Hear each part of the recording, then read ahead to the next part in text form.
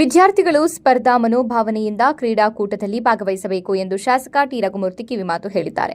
ಚಳ್ಳಕೆರೆ ವಿಧಾನಸಭಾ ಕ್ಷೇತ್ರ ವ್ಯಾಪ್ತಿಯ ತುರುವನೂರು ಗ್ರಾಮದಲ್ಲಿ ಶಿಕ್ಷಣ ಇಲಾಖೆ ವತಿಯಿಂದ ಆಯೋಜಿಸಿದ್ದ ಪ್ರೌಢಶಾಲಾ ವಿದ್ಯಾರ್ಥಿಗಳ ಹೋಬಳಿ ಮಟ್ಟದ ಕ್ರೀಡಾಕೂಟಕ್ಕೆ ಚಾಲನೆ ನೀಡಿ ಮಾತನಾಡಿದರು. ದೈಹಿಕ ಮಾನಸಿಕ ಸದೃಢತೆಗಾಗಿ ಆಟವಾಡಬೇಕು ಎಂದು ಕ್ರೀಡೆಯಲ್ಲಿ ಸಾಧನೆ ಮಾಡಿದವರಿಗೂ ಉದ್ಯೋಗ ಸಿಗುತ್ತದೆ. ಎಲ್ಲಾ ಕ್ಷೇತ್ರದಲ್ಲೂ ಮಾನ್ಯತೆ ಹಾಗೂ ಹಣ ಸಂಪಾದನೆಗೆ ಸಾಕಷ್ಟು ಅವಕಾಶಗಳಿವೆ ಎಂದು ತಿಳಿಸಿದ್ದಾರೆ. ಈ ಸಂದರ್ಭದಲ್ಲಿ ಮಾಜಿ ಜಿಲ್ಲಾ ಪಂಚಾಯಿತಿ ಸದಸ್ಯ ಬಾಬುರೆಡ್ಡಿ, ಗ್ರಾಮ ಪಂಚಾಯಿತಿ ಅಧ್ಯಕ್ಷೆ ನಾಗರತ್ನಮ್ಮ, ತಾಲೂಕು ಪ್ರಾಥಮಿಕ ಶಾಲೆಗಳ ಘಟಕದ ಅಧ್ಯಕ್ಷ ಕೆಂಚಪ್ಪ ಇತರರು ಹಾಜರಿದ್ದರು.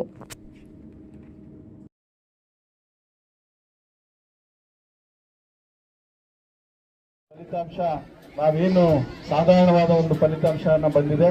ಆದ್ರೆ ಈ ಸಾರಿ ಆ ರೀತಿ ಆಗಬಾರ್ದು.